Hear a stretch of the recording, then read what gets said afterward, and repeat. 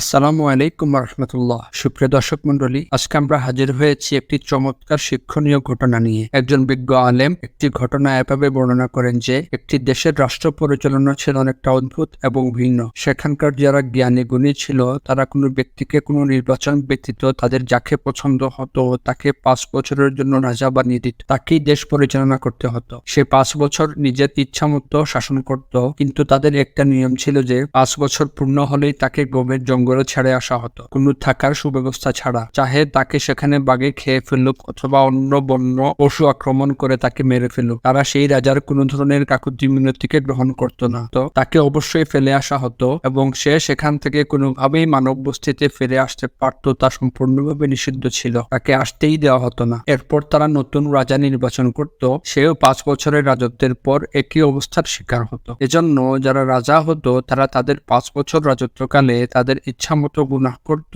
ওদের আড্ডা ভায়াপনা সহ যত রকমের গুনাহ করা সম্ভব সবই করত। যখন তাদের 5 বছরের সময়কাল ফুরিয়ে আসতো তখন তারা খুবই চিন্তিত হয়ে পড়ত, তাদের চেহারা ফ্যাকাশে হয়ে পড়ত, কারণ কিছু সময় পর তাদের সেই একই দশা হওয়ারটা ছিল নিশ্চিত। এভাবেই চলতে থাকলো, একের পর এক রাজা রাজত্ব করতে থাকলো। পর্যায়ক্রমে ক্ষমতা পেল বুদ্ধিমান এক বাদশা। তিনি ক্ষমতা পাওয়ার পর কোনো ধরনের খারাপ কাজে লিপ্ত হয়ে সময় নষ্ট না করে বরং তিনি রাত দিন অক্লান্ত পরিশ্রম করে ওই জঙ্গল যেখানে তাকে 5 বছর ক্ষমতার পর চলে যেতে হবে, তিনি ক্ষমতার শেষ হওয়ার আগেই সেই জায়গাটিকে রাজমহলের চেয়ে অনেক বেশি সুন্দর ও আরামদায়ক স্থানে পরিণত করলো। যখন তার 5 বছরের ক্ষমতা সমাপ্ত হলো সে অনেক খুশি হলো, আনন্দ চিত্তে সেখানে গেল।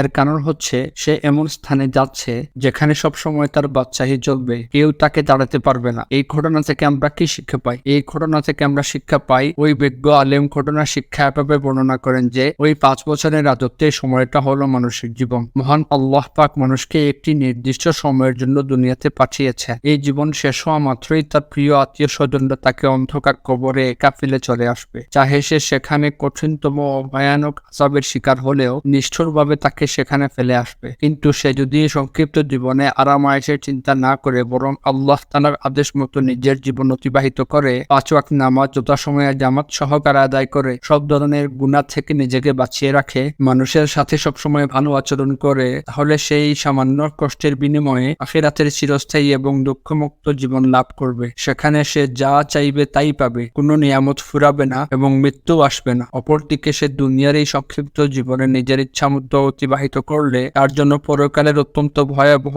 কল্পনাতীত কঠিনতম সহ্য আযাব ভোগ করতে হবে, যা কেউ বরদাস্ত করতে পারবো না। এজন্য আপনার জীবনের প্রতি মুহূর্তের যথাযথভাবে মূল্যায়ন করুন। সর্বদা এই চিন্তা করুন যেন আপনার চিরস্থায়ী সেই আখিরাতের স্থান সবচেয়ে উত্তম স্থান হয়। আল্লাহ পাক আমাদের সবাইকে সঠিকভাবে বোঝার তৌফিক দান করুন। আমিন।